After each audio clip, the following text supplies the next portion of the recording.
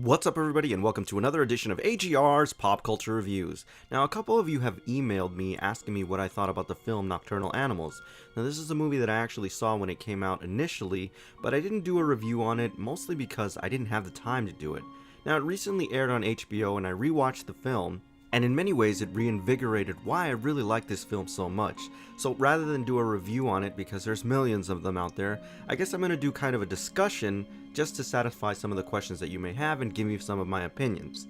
Now, as I gather, most people really didn't understand what was going on in this film. And that's one of the reasons that I want to have a discussion about it. Now, if you haven't seen the movie yet, this is going to have a little bit of spoilers in it, so don't watch this yet, watch the movie, and then come back and watch this discussion, and then maybe it'll help you orient yourself in terms of what is really being explored in this film. Now, I have to preface this review, or discussion I should say, by saying that I'm a huge fan of David Lynch. I've always loved his films. Even when I was a kid and I didn't really understand what was going on, I knew that there was something special about them. So immediately, just from the opening credits of this film, you get this kind of David Lynch-esque type of movie making. And that's pretty much evident at the beginning of the movie. I mean, hell, the whole intro is this kind of disturbing image of a pole dancer, overweight and kind of flabby.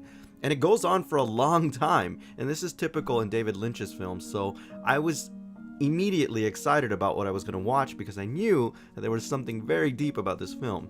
Now, what makes this film so complex is that you really have two narratives going on here, and they're inadvertently intertwined. Actually, at the core of this film is how these two narratives within the movie, the real world and the imaginary fictionary world, really intersect.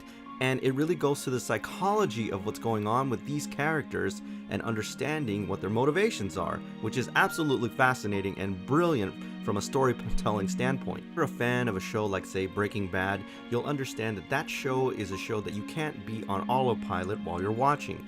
Everything, and I mean everything, is symbolic of something, everything has meaning, and it actually follows up on several episodes later on in that series. Well, this film is similar to that. Every image, every person, every character is symbolic of something, and you have to really be paying attention for you to get the entire picture of what's being explored here. Although the vehicle for this film is a little bit unusual and almost dreamlike, which again is very symbolic of a David Lynch film, it has universal appeal because it is exploring the idea of kind of a jilted lover, or how relationships degrade over time, and basically when another person is reflecting on how they treated their ex. And that's what Amy Adams' character, Susan, is really going through right now. Now, I think she is coming to an event horizon in her life where she realized that what she did to Jake Gyllenhaal's character, Edward, was probably one of the most horrible things that you can do to an individual in a relationship. And I think that's probably one of the things that is a driving force in this film. I think everybody has had that moment where they realize, oh my god, what the hell did I just do? Particularly when you're talking about a lover or an ex-boyfriend or an ex-girlfriend or something like that. We all have that kind of pivotal moment. Now, most people have painted this film to be anti-abortion because it's in the movie and it's a theme that has to be explored, but it is really just a device for a narrative that we'll see later on in the other world, or the literal world, so to speak. So that's not what this movie was going for, and I'm sad that people actually interpreted it that way, but it really has nothing to do with either side of the abortion issue. It has something to do with a thing that really drove a character to kind of lose it, basically. Now, visually, at least on the surface, Amy Adams' life in this film seems perfect. I mean, everything, even the visuals in this film, very smooth lines, there's a really nice facade to everything, everything looks picturesque and beautiful.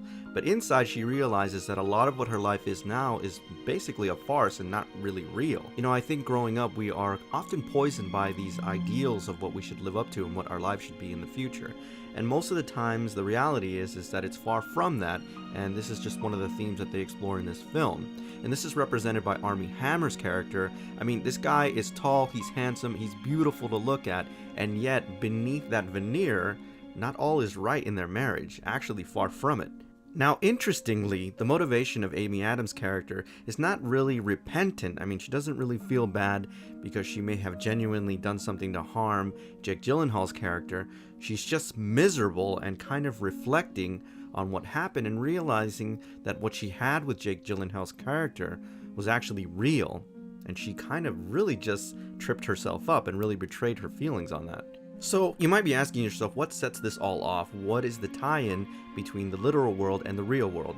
Well, Jake Gyllenhaal is an author, or he's a writer, he's a very creative person, and by all accounts in the film, he's actually very sensitive to criticism, and he really doesn't doubt himself, although other people seem to think that he does. And that's one of the points that is made very clear in the film.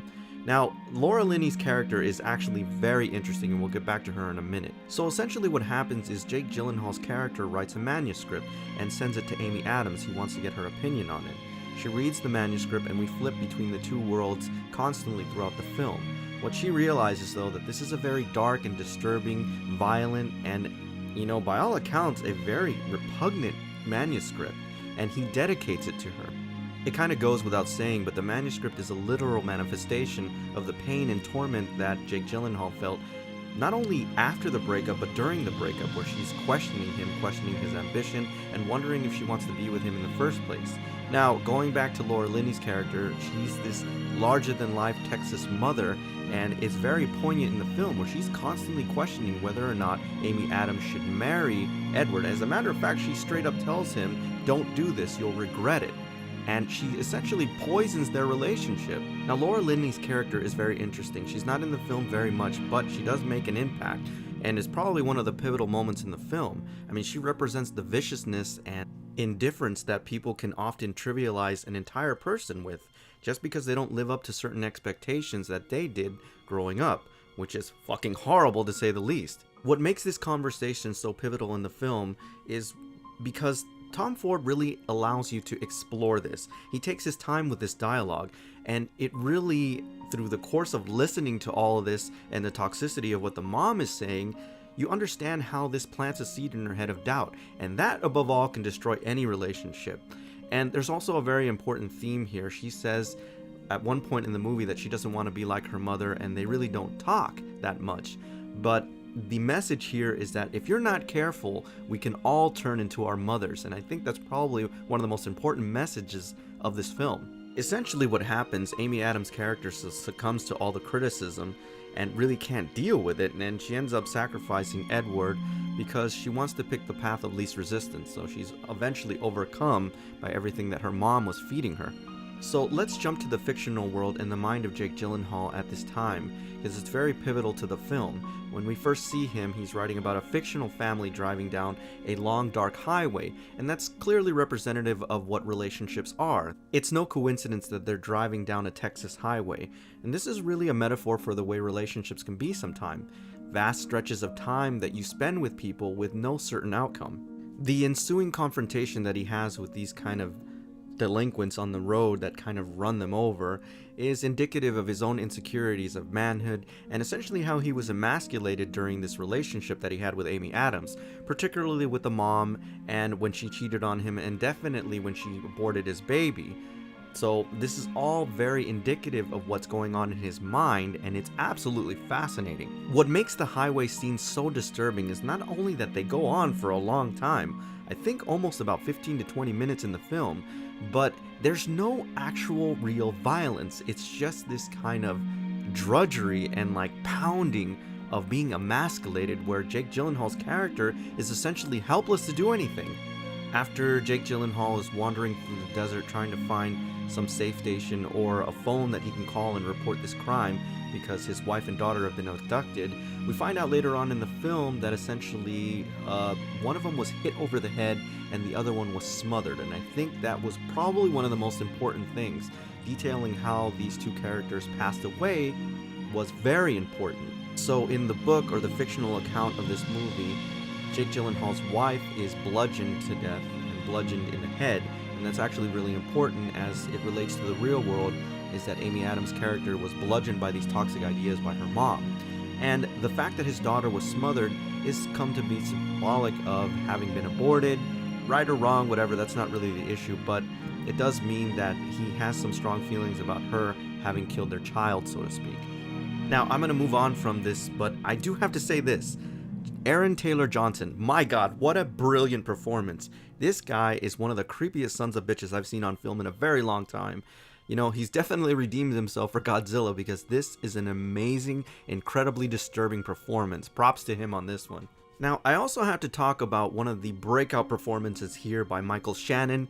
My god, I've been a fan of him for a very long time. Ever since I saw Boardwalk Empire, he is one of the most interesting character actors that I've ever seen. But here, he is absolutely brilliant, and he comes to symbolize the wrath and the wraith and the longing for justice. And, you know, it's no coincidence again that it is a Texas lawman here, you know what I mean? What I liked about his character is that he comes to symbolize in Jake Gyllenhaal's head the rationality for why he's even giving her this manuscript in the first place. He's making her, he's practically forcing her to dissect what happened with this kind of no-nonsense attitude, especially when we see those scenes in the interrogation room. They are freaking brilliant. He's basically got this guy up against the wall holding his gun, forcing him to listen to what this person did, the fictional account, in murdering the daughter and the mother, and it is absolutely brilliant and ties into the real world in such an amazing way. So I seriously can go on and on about how brilliant this film is, but this will be an hour-long video, and I know people can't sit through an hour-long video. So we are going to talk about the end because it's a very interesting ending, and one that is more true to life than anything. So the motivation for this character, Jake Gyllenhaal, was really a revenge, so to speak. But ironically, here's the thing that's very interesting. The whole thing about Jake Gyllenhaal's character is that they felt that he was very insecure, that he had no ambition, that he didn't have moments of clarity, that he was kind of a, tortured artist, so to speak.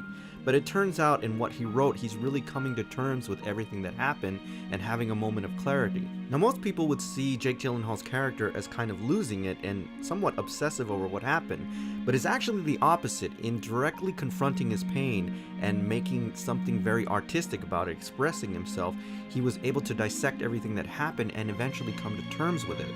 So I kind of have to reiterate that although his initial motivations were in fact of a revenge and basically expressing to Amy Adams' character as to what happened, eventually he comes to terms and he really lets go of it. And there's a real subtle hint of this in the film, although from a narrative standpoint I thought it was pretty contrived in the literal world. But Michael Shannon's character is suffering from cancer, which is obviously a metaphor for any kind of grudge that you hold against anybody. It is a cancer, and if you don't exorcise it, it's going to swallow and consume you. By contrast, Amy Adams' character, who seemingly on the surface has a perfect life with a perfect husband, didn't actually confront it, didn't actually confront what happened, didn't swallow or exorcise those demons, so she hasn't had the opportunity to come to terms with it, and it's probably one of the reasons that she's so miserable right now. Because when you bury these things with a rebound relationship or with some other external thing, you never confront these things, but eventually it will come up. Now, the ending of this film is very poignant when Edward finally agrees to meet her to talk about the manuscript and have dinner, and seemingly everything seems like it's been put back normal and they are okay with it. But when he doesn't show up, and this is a very long scene, and you see people leaving the restaurant, that is when you understand what this whole thing was about. And there's a very brief flashback of when Jake Gyllenhaal sees her outside of the abortion clinic. So you understand what happened in the fictional world. Essentially, he is talking about how she completely just destroyed him, emasculated him, killed his child, and basically just did away with him. And that's a fascinating part about this movie. Essentially what he said in no uncertain terms is that you essentially died that day, and that the person that you were and the person he fell in love with ceases to exist. And there is that kind of time that you see when Amy Adams, and you can see it on her face, where she realizes just what happened. And the self-actualization that she did in fact die that day. That she no longer is, or in no way resembles the person that she was when she fell in love with Jake Gyllenhaal. I guess it goes without saying, and I mentioned this before, I can talk about and dissect this movie all day long, but I'm not going to do that. But Nocturnal Animals is a very special film. It's unique in its narrative, and combining those two worlds is probably one of the strengths about this film, and something that I haven't seen in a very long time. You know, I haven't seen a film by David Lynch in a while, but this was as close to it as I can, and it was freaking awesome. And I can't believe I didn't do this review sooner. But anyways, guys, I hope that satisfied some of the explanations or questions that you had, and definitely my opinions on this film. This is a brilliant film, and I hope that everybody gets to enjoy this, and I hope you watch the film and then come back and listen to this discussion, and maybe it'll have a little bit more meaning for you. Alright guys, so that's been my official discussion / review of the film Nocturnal Animals. As always, I thank you for tuning in, and I'll see you on the next AGR's Pop Culture Reviews. And if this film teaches you anything, ladies, gentlemen, whatever, if you recently break up with somebody, don't immediately jump into a relationship, okay? Everybody knows it's a rebound relationship. They're all kind of laughing at you, and they realize you're just being a fucking idiot.